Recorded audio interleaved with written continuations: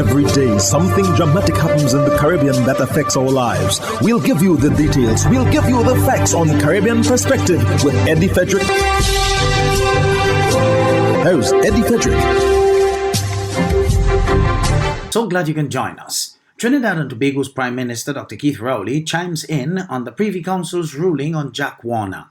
This story takes the lead in today's edition of Caribbean Perspective for Tuesday, 22nd November 2022. Details when we return. The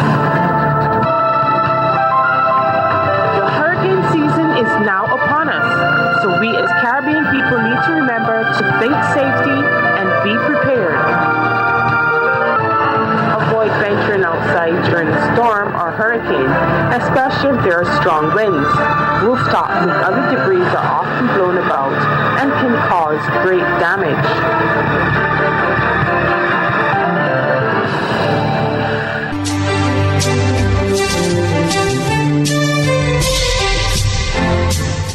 Welcome back. Prime Minister Dr. Keith Rowley says he warned the country of Trinidad and Tobago about the embarrassment Jack Warner would bring to this country many years ago. Speaking at a PNM's Women's League annual general meeting in San Fernando on Sunday, Dr. Rowley spoke briefly about Warner. His comments came days after the Privy Council ruled that former FIFA Vice President Jack Warner can be extradited to the United States to face fraud-related charges in that country. Cindy Raghubartika Singh of TV6 News reports. Prime Minister Dr. Keith Rowley says the first item of business he dealt with on being appointed opposition leader years ago was to object to the appointment of Jack Warner to the cabinet back then. Not that I had any problem with the people of Chaguanas West electing who they want to elect to represent them, But I made the point that when you're talking about a cabinet member, you can't have a gentleman who had that kind of reputation and was a job at FIFA. And I told this country that his involvement at FIFA could and would embarrass Trinidad and Tobago. Addressing the PNM's Women's League's annual general meeting on Sunday afternoon, Dr. Rowley said he warned the country of the situation it now finds itself in. I'll tell you one thing. He is confident that he has the love and affection of the people of Trinidad and Tobago. I'm glad for him. I'm glad that you don't put your leaders into that situation to have to get that kind of love. But Kamala Prasad Bisesa elevated him to acting Prime Minister of Trinidad and Tobago. So today, when all the movies are being made about international cookery, Trinidad and Tobago features prominently. Meanwhile, as he campaigned ahead of his party's internal election, which is now 2 weeks away, Dr. Rowley identified crime as a problem area he intends to address, but said people also have a role to play. The criminal scourge in Trinidad and Tobago today didn't start in my tenure. If all these murderers are committing these murders, going home to their family, what is the role of those who are protecting them at the family level? What is the role? And I'm saying today, families have a role to give up the criminals and let there be two groups in this country, those who are observing the law and those who are breaking the law. Cindy Raghubartika Singh, TV6 News. A former opposition senator in Trinidad and Tobago has called for more resources to improve the state's witness protection program. According to attorney Sean Sobers, the system is poorly managed, and the fact that state witnesses continue to be killed is worrisome. Sobers was speaking during a UNC's weekly media conference. After learning that yet another state witness was killed recently, Attorney-at-Law and former opposition Senator Sean Sobers was severely critical of the government's handling of the state's witness protection program. He says he was reliably informed by a number of alarming issues plaguing the system by an individual connected to it, the key issue being that it is totally under-resourced. Witness protection in these homes is not what you see on TV. This is not the bodyguard with Whitney Houston. They don't have no steel door. There are no alarm systems. There's no fiber optic line or anything like that running through the house. There's no cameras, security cameras in these homes. Police officers have to use tactics on their own to protect the witnesses. Sometimes putting on a little chair by the door so even somebody rattling the door, they can hear the door with the chair. Breaking glass to put on the floor, and even somebody enters the home, they can hear the glass on the floor crackling. Attorney Sobers says the problems trickle down to the most basic level. These houses don't have proper resources. They don't have tea, water, toilet paper. The witnesses are provided with a stipend, and they have to go and buy these things for the house. They hear what I'm telling you, Trinidad and Tobago? And sometimes the witness money run out. So you don't want to buy toilet paper and water for the house? The police officers, on their own salary. Bahamas Air hopes to expand its fleet and venture into new routes, deeper in the US and wider in the Caribbean. More in this ZNS News item. There's a growing demand for travel to the Bahamas, and officials of the national flag carrier are hoping to cash in on that. This as Bahamas Air officials foreshadow future plans to expand the airline's horizons. The preview comes as officials successfully launched a new international route between Rowley, North Carolina and Freeport, Grand Bahama. Speaking to our news team at Gate C21 in Rowley, Durham, Bahamas Air Deputy Managing Director Prince Storr says the company is looking to both expand its fleet and venture into new routes. Chief among them states further up in the U.S. and further down in the Caribbean. We're in discussions with destinations like Antigua. We're looking at Jamaica. As you know, we do annual flights into Trinidad and Tobago. We may expand on that. But when we go into the route, the conferences right now is like Bahamas Air is the talk of the town. Everybody is saying, hey, we want to go to the Bahamas. We want Bahamas Air to make that connection. So the opportunities are there.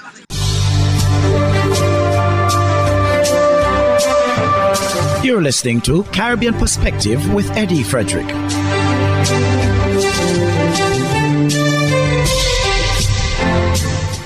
The Senate in Jamaica on Thursday last approved the Income Tax Amendment Act of 2022, paving the way for, among other things, Jamaica's compliance with international standards of tax conformity and allowing greater efficiency and transparency in how business is conducted. The Senate on Thursday approved the Income Tax Amendment Act of 2022, paving the way for, among other things, Jamaica's compliance with international standards of tax conformity and allowing greater efficiency and transparency in how business is conducted. It will also allow business processing outsourcing entities to benefit from select incentives under the companion laws and provide employment tax credit as incentive. Nika Lewis reports. After a word change and a few other amendments allowing for the insertion of the word business regarding the application of the employment tax credit and the treatment of dividends, I do report the bill as having passed committee stage without amendments. Those in favor? Those against? Mr. President, might I ask for third reading of the bill? Questions that the bill be read a third time. Those in favor? Those against? Ayes have it. but not without concerns. Opposition Senator Lambert Brown chastised the government for, among a myriad of things, having a sitting to consider a word change and a unique sitting to consider the two-page bill. We support the amendment, the one word and the one name. And we need not have been here today for that. But the government has brought us here because that's their way of doing things. With that, I hope we can adjourn very quickly. And I see that the announcement have arrived as well. However, Leader of Government Business in the Senate, Senator Kamina Johnson-Smith, who piloted the bill, notes the crucial nature of the change, which would have excluded the business process outsourcing sector from certain benefits. We would have been excluding a sector that has managed to grow beyond its COVID experience. And therefore, it is critical, especially when that sector is responsible for such extensive employment in Jamaica. And we know self-employment is the means for families to be able to take care of each other, to grow communities, and to grow Jamaica. And accordingly, this one word is extremely important.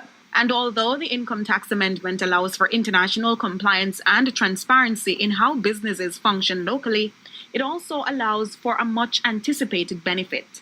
One of the primary incentives provided for in the Income Tax Act is the employment tax credit, which provides business owners the ability to claim credit against income tax payable for their contributions to their employees' statutory deductions. 2.1 billion in 2019 and another 6 billion in 2020 give rise to millions being unaccounted for. This after reports by the Auditor General of Jamaica advise of several breaches by the Financial Ministry regulations.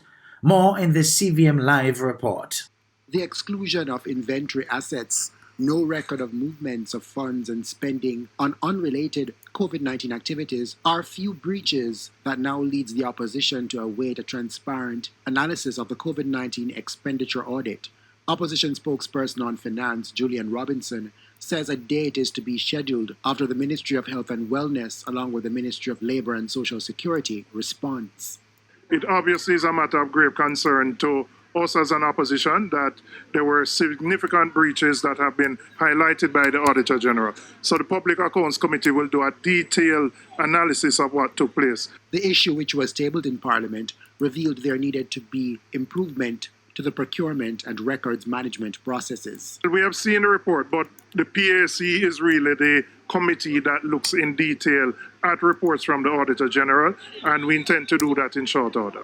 Contracts to govern and account for emergency spending was among the breaches, as the government spent $337 million to 7 hotels and guest houses, but only had a formal contract with one service provider.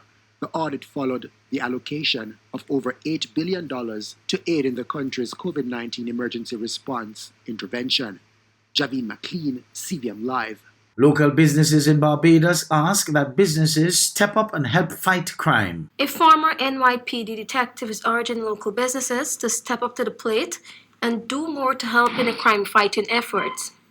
President and Chief Executive Officer of the Caribbean Law Enforcement Foundation, David Watson, expressed disappointment that some businesses continue to shy away from providing financial and other support to law enforcement agencies on the island. At the same time, he argued that some of those responsible for fighting crime and maintaining order were refusing input from experienced individuals, including some returning nationals.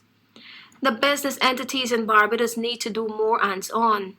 It has to be a team effort between businesses, the law enforcement entities in the Caribbean and Barbados, said Watson, while indicating that government cannot fight crime alone. The police are only a part of the spectrum. The other spectrum is prisons and correctional facilities. How do you rehabilitate these young men and women who go to jail? You need resources, and that costs. Watson, who worked in the NYPD for more than 2 decades, explained that his foundation had a Barbados-based arm that worked to raise funds to help local and regional law enforcement with resources. However, he complained that reaching out to businesses for assistance was a challenge sometimes, with some indicating that they do not get involved in that type of work. The Caribbean Law Enforcement Foundation is a not-for-profit organization based in Georgia, United States, that provide training to law enforcement in the Caribbean. In another item out of Barbados, that country's Prime Minister Mia Mottley reminds youth to never give up on their dreams, even though circumstances may force deferral of their goals. With a goal in mind,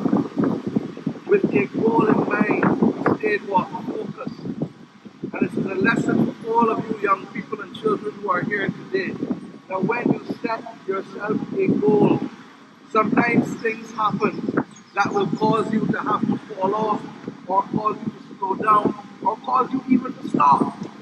But don't ever lose sight of your goal, because once you keep that goal in mind, with faith, with commitment, with discipline, with belief in yourself, you can make it.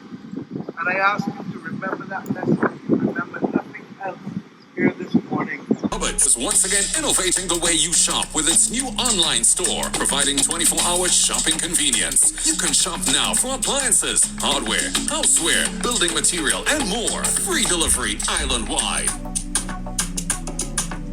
Start shopping now at hubbartshardware.gd. Safe, convenient, reliable.